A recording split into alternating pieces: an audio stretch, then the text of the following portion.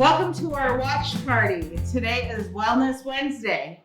I'm Nicole, Moccasin, the CHW in Lincoln, Nebraska. Today we'll be talking to Dr. LuAnne Even, our health office clinical psychologist. Hi, Nicole. Thanks for having me today. And we're going to be talking about loneliness through this whole pandemic. Let's see. As we enter this year anniversary of the COVID-19 pandemic, it appears that society as a whole has been experiencing loneliness and consequently of the pandemic. As a clinician, have you noticed any increase of loneliness concerns among clients and the population as a whole? Yeah, it's really interesting. I feel like the calls over the past year now have really escalated as a whole. And we hear a lot of people talking about, increased anxiety, just feeling kind of isolated and pulled back from their family and their friends, and not really just knowing how to cope with kind of life inside by themselves. As we continue with this pandemic, it appears that many places will still be closed. Many events will be canceled, and most of our communications will be online. How would you suggest we combat this loneliness and isolation created by the pandemic and find a meaningful connection with others?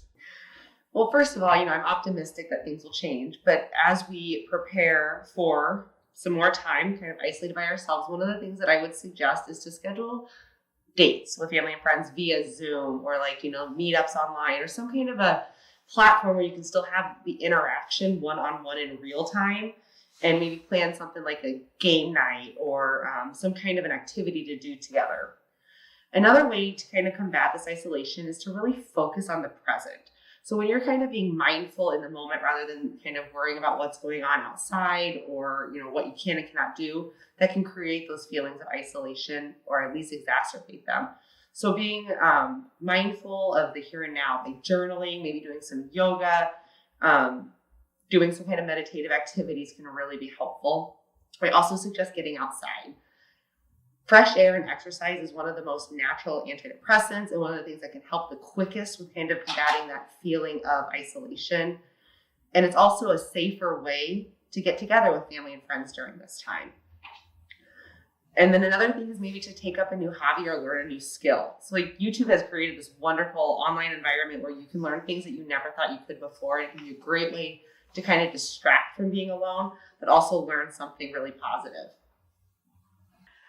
Okay, so many of our people are still at home feeling lonely. Are there coping skills they can use when the feelings of loneliness become more difficult to handle? Yes, absolutely. So one of the biggest coping skills, again, is to getting outside, getting that exercise, even if it's just a walk around the block, that can get instant endorphins going and just make yourself feel better overall. Again, mindful exercises like grounding can be helpful as a coping skill, learning a new hobby, but then also creating a schedule. So one of the things that's been the most challenging about this pandemic is kind of a loss of things to do as a whole. So when people are working from home or just home more, they're maybe sleeping in more, they just kind of lost all sense of time. And so creating a schedule, getting up at the same time, having lunch around the same time, scheduling things to do throughout your day, whether it be go for a walk or maybe it's, clean out that closet that you haven't gotten around to in 5 years. Those can help kind of combat that loneliness. But if it gets to be too bad, I'm going to suggest that you reach out to your doctor or maybe call a therapist to get in, and you can do telehealth as a way to work through some of that. I also know a drastic change for our youth in this pandemic has been, through their schooling. Still are some remote learning, others are in person. But with a lot of these procedures in place, are there any additional coping skills or techniques youth can use staying connected with friends and decrease the feeling of isolation? Yeah, this has been one of the, a very challenging thing for our youth especially. And I'm going to sound like a broken record when I say to get outside. Luckily, it's spring. Now's the time. You can go to the park, maybe go for a jog And again, it's a little bit safer outside than indoors to be with friends.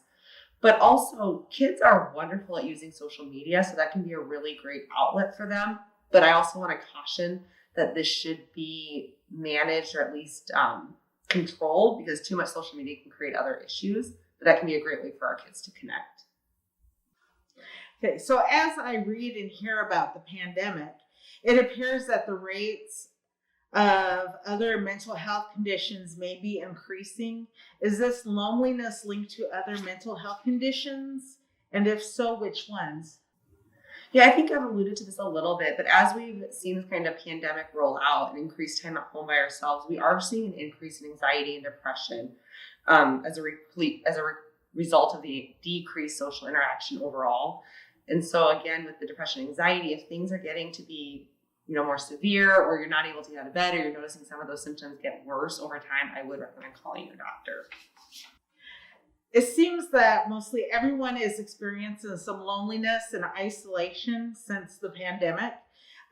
When does the isolation and the feeling of loneliness becomes an issue, and when should somebody seek professional help? Perfect. So when you're unable to complete activities, or you notice that you're having a hard time getting out of bed, maybe you're feeling more irritable or sad or tearful, these are some symptoms of depression. If you've noticed your concentration has gotten worse, you're feeling more restless and agitated, that might be some signs of anxiety. And that's when I would definitely reach out to a professional. Okay, we just like to thank Dr. Even for coming on our Wellness Wednesday. And thank you for joining us. Right now, we're going to be taking questions. And I would like to remind people, Facebook is not a private or secure. So you should not post any comments or questions, personal or private information.